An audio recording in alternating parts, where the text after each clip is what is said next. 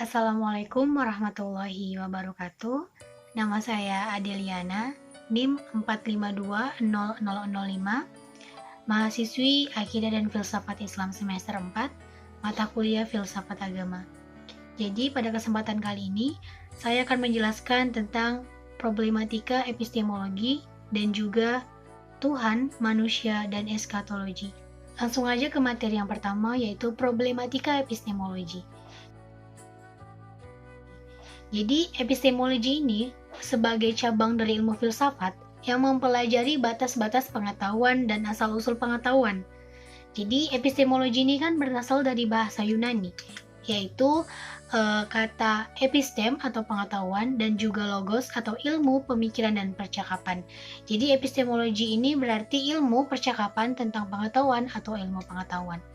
Nah, epistemologi sendiri dalam proses mendapatkan pengetahuannya, kita harus mengetahui bagaimana cara kita bisa mengetahui pengetahuan tersebut. Nah, ada beberapa juga persoalan pokok dalam epistemologi. Yang pertama adalah soal pengetahuan atau kekaguman sebagai awal muncul epistemologi. Yang kedua adalah soal common sense atau anggapan umum atau akal sehat. Nah, yang ketiga ada skeptisisme, dan yang keempat ada aspek esensial, yang keempat analogi pengetahuan, yang keenam metode dalam epistemologi. Yang kedua adalah teori kebenaran. Nah, ada beberapa teori. Yang pertama adalah teori korespondensi atau correspondence theory of truth. Nah, teori ini berpandangan bahwa pernyataan-pernyataan adalah benar jika berkorespondensi terhadap fakta atau pernyataan yang sudah ada di alam atau objek yang dituju pernyataan tersebut. Nah, jadi kebenaran atau keadaan benar itu apabila ada kesesuaian atau korespondens antara arti yang dimaksud oleh suatu pernyataan atau pendapat dengan objek yang dituju oleh pernyataan atau pendapat tersebut. Nah, teori yang kedua adalah teori koherensi, di mana teori kebenaran ini didasarkan kepada kriteria koherens atau konsistensi. Jadi, suatu pernyataan tersebut benar jika sesuai dengan jaringan komprehensif dari pernyataan-pernyataan yang berhubungan secara logis. Jadi kebenaran itu tidak dibentuk atas hubungan antara putusan dengan sesuatu yang lain, yaitu fakta dan realitas, tetapi atas hubungan antara dia itu sendiri gitu. Nah, teori yang ketiga ini adalah teori pragmatisme, di mana teori yang berpandangan bahwasanya arti dari ide dibatasi oleh referensi pada konsekuensi ilmiah, personal, ataupun sosial. Jadi benar enggaknya suatu dalil atau teori bergantung pada berfaedah atau enggaknya teori tersebut bagi kehidupan manusia ke depannya. Nah, untuk teori yang keempat adalah teori performatif, di mana ujaran performatif ini merupakan ujaran yang tidak dapat dibuktikan kebenarannya berdasarkan fakta objektif maupun konsistensi logis yang dikandungnya. Nah, melainkan berkaitan dengan layak atau enggaknya ujaran tersebut dikeluarkan oleh sang penutur atau orang. Nah, atas dasar hal tersebut, maka kebenaran performatif mengandalkan otoritas penutur berdasarkan dasar kebenarannya itu. Nah, teori yang kelima adalah teori Hudhuri. Nah, teori ini merupakan ilmu iluminasi yang merupakan pengetahuan dengan keadilan karena dia dihadirkan oleh keadaan neotik dan memiliki objek imanen yang menjadikannya pengetahuan subjek. Jadi, ilmu Hudhuri ini justru tidak memiliki objek di luar dirinya, melainkan objek itu sendiri. Jadi yaitu objek subjektif yang ada pada dirinya. Kemudian ada hakikat pengetahuan menurut beberapa aliran yang berkembang pada saat ini. Nah, yang pertama itu ada realisme. Jadi realisme ini memiliki pandangan realistis terhadap alam. Nah, pengetahuan menurut realisme sendiri, pengetahuan itu adalah gambaran atau kopian yang sebenarnya itu dari alam. Nah, realisme ini sendiri berpendapat bahwasanya pengetahuan itu benar dan tepat bila sesuai dengan kenyataan yang ada di alam nyata gitu, atau dari fakta atau hakikat gitu. Nah, yang kedua adalah idealisme. Jadi aliran idealisme ini berpandangan bahwasanya pengetahuan adalah proses mental dan psikologis yang bersifat subjektif. Nah, jadi pengetahuan ini merupakan gambaran subjektif tentang suatu kenyataan gitu. Nah, pengetahuan itu tidak memberikan gambaran sebenarnya tentang kenyataan yang berada di luar pikiran manusia.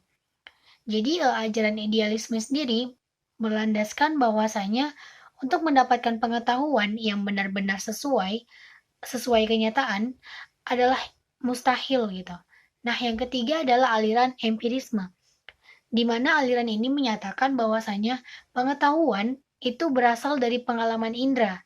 Nah, tentang hakikat pengetahuan, mereka menyatakan bahwasanya pengetahuan adalah pengalaman. Nah, yang keempat adalah positivisme, di mana eh, merupakan suatu perpanjangan dari empirisme. Nah, para penganut aliran ini menolak kenyataan di luar pengalaman. Jadi mereka menyatakan bahwa kepercayaan berdasarkan dogma harus digantikan pengetahuan yang berdasarkan fakta. Nah, aliran yang kelima adalah praktisme. Nah, menurut aliran ini, hakikat pengetahuan terletak dalam manfaat praktisnya adalah bagi kehidupan. Jadi, pengetahuan adalah sarana bagi perbuatan. Kemudian ada sumber pengetahuan. Nah, ada 4 sumber pengetahuan. Nah, yang pertama itu adalah rasio, empiris, intuisi, dan juga wahyu. Nah, yang pertama ini rasio, merupakan pengetahuan yang bersumber dari penalaran manusia. Nah, pada sumber pengetahuan ini, bahwasanya pengetahuan adalah hasil dari pemikiran manusia. Nah, yang kedua adalah empiris. Empiris merupakan pengetahuan yang bersumber dari pengalaman yang dialami manusia. Nah, yang ketiga adalah intuisi, merupakan sumber pengetahuan yang tidak menentu dan didapatkan secara tiba-tiba gitu. Nah, yang keempat adalah wahyu. Wahyu itu bisa dikatakan dengan sumber pengetahuan yang non analitik karena tidak ada proses berpikir dari manusia tersebut. Nah, wahyu itu merupakan sumber pengetahuan yang berasal dari Yang Maha Kuasa. Nah, untuk materi yang kedua yaitu Tuhan, manusia, dan eskatologi. Nah, yang pertama adalah pengertian Tuhan itu sendiri. Tuhan merupakan eh, merujuk kepada sesuatu zat yang abadi dan supranatural. Nah, biasanya dikatakan untuk mengawasi dan memerintah manusia dan alam semesta atau jagat raya ini. Jadi, kata Tuhan dalam bahasa Melayu berasal dari kata tuan. Nah, kata Tuhan ada hubungannya dengan kata Melayu tuan yang berarti atasan, penguasa, pemilik. Nah, jadi kata tuan yang ditunjukkan kepada manusia atau hal-hal yang lain yang memiliki sifat menguasai, memiliki dan juga memelihara digunakan untuk menyebut seseorang yang memiliki derajat lebih tinggi atau seseorang yang dihormati. Nah, Rob adalah Tuhan Sang Maha Pencipta yang menciptakan keseluruhan alam semesta ini, tidak hanya sekedar menciptakan, tetapi juga dimaksudkan sebagai Sang Maha Pemelihara dan juga setiap kejadian tidak lepas dari kekuasaannya. Kemudian ada penamaan Tuhan di dalam Al-Quran itu sendiri. Nah, ada beberapa penamaan. Yang pertama adalah Rob. Nah, Rob itu adalah artinya Tuhan Sang Maha Pencipta. Nah, di sini yang menciptakan keseluruhan alam ini tidak hanya sekedar menciptakan aja, tapi juga dimaksudkan sebagai Sang Maha Pemelihara. Nah, yang kedua adalah Malik. Nah, di dalam Al-Quran, Malik ini biasa dipakai untuk menunjukkan bahwa Tuhan yang berkuasa mempunyai atau memiliki atau merajai segala sesuatu gitu. Nah, yang ketiga adalah ilah. Secara etimologis, ilah ini memiliki arti sebagai yang disembah dengan sebenarnya atau tidak sebenarnya. Jadi, apa yang disembah manusia, dia itulah ilah gitu. Materi kedua yaitu Tuhan sebagai zat personal dan impersonal. Nah, yang pertama tuh ada Tuhan sebagai zat personal. Jadi menurut Budi Munawar Rahman, dia mendefinisikan bahwasanya Tuhan personal adalah pandangan yang menyatakan bahwa Tuhan seperti manusia, dalam artian memiliki pribadi. Nah, konsep tentang Tuhan personal adalah konsep tentang Tuhan sebagai the other, dengan berbeda secara diametral dengan semesta. Jadi, Tuhan personal adalah Tuhan yang transenden dan cenderung memproyeksikan Tuhan sebagai objek yang antropormis. Jadi konsep tentang Tuhan personal biasanya dianut oleh beberapa kalangan agama yang memahami teks-teks teologis secara literer seperti Yahudi, Kristen, dan juga Islam. Nah, konsep Tuhan dalam agama ini jelas identitas dirinya. Setiap agama memiliki nama Tuhan dan aktif serta memiliki berbagai sifat kesempurnaan. Jadi yang jelas Tuhan personal bukan hasil ide atau pemikiran manusia, tetapi didapati dari informasi wahyu yang dibawa oleh para utusan Tuhan.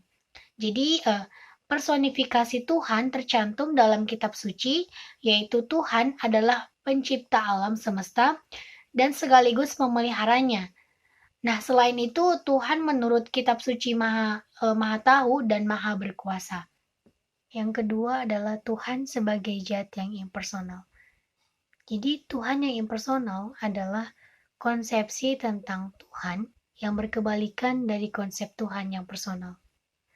Jadi Tuhan yang impersonal adalah menolak konsep Tuhan yang bersifat pribadi atau antropomorfis.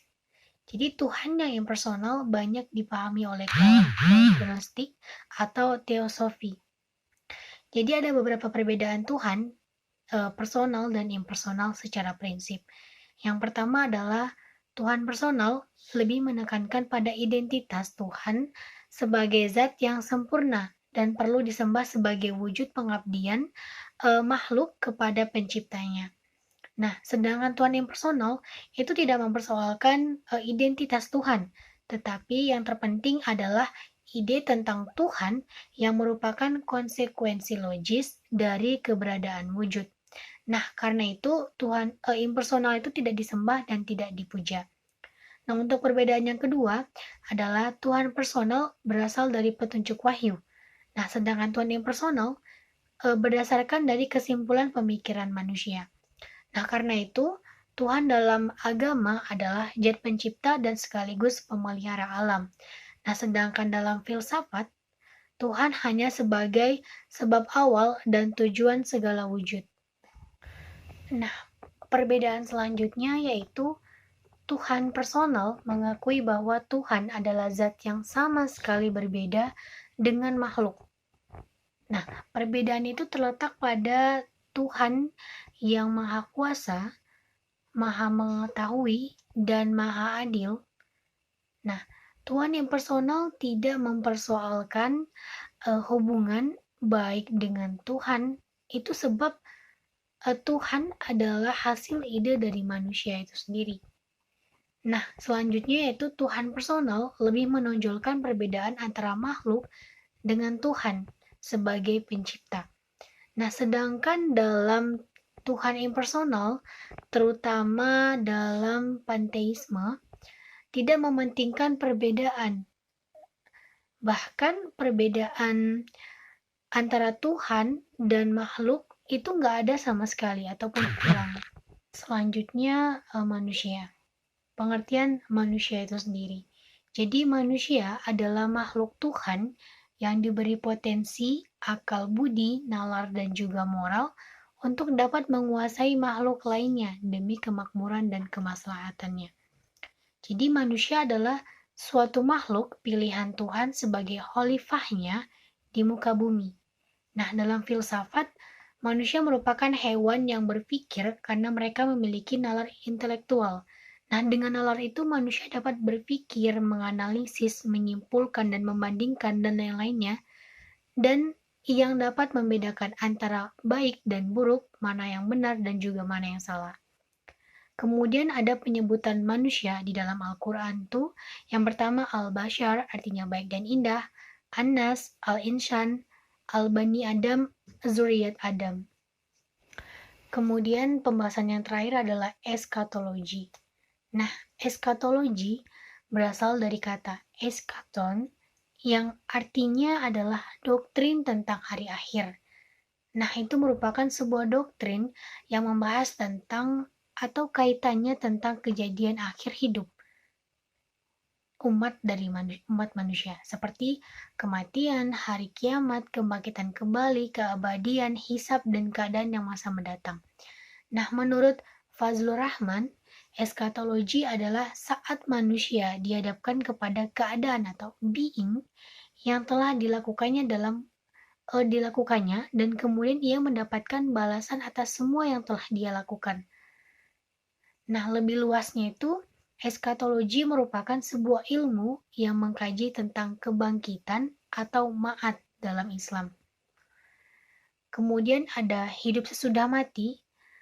Nah, keadaan sesudah mati adalah misteri di atas misteri karena kematian adalah fakta yang setiap manusia pasti akan merasakannya gitu.